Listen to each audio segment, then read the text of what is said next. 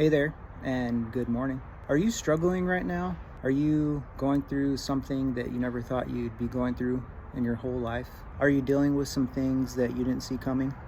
Are you living in a time right now that every day is just a struggle? Every day it's harder to get up.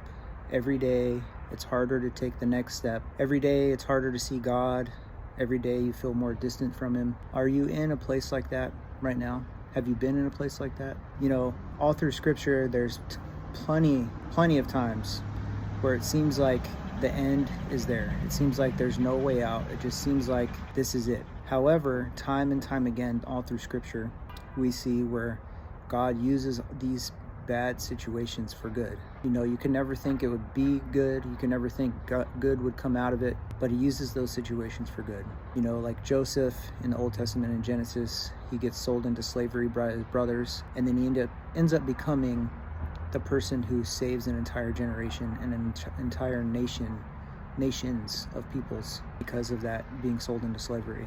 And he says, what you meant for evil, God intended for good. If we're led by the Spirit, if we follow Jesus and we know Him and we have Jesus in our lives, we keep our minds on the things of the Spirit. In Romans, Paul says that we are more than conquerors when we come against these things. More than conquerors. Not just that we're making it through, not just that we are conquering them, but because of the Spirit, because of Jesus, we are more than conquerors. And there's hope in that.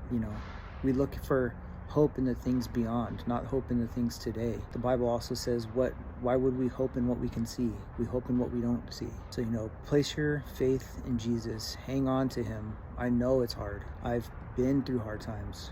I've been through many hard times. And I can tell you this, that Jesus is the reason I made it through. The hope in Jesus, being filled with the Spirit, and seeing things beyond my present circumstance, and hoping and calling on Him is what got me through. So I don't know what you're dealing with. I don't know if you're in a I can't get out of bed day.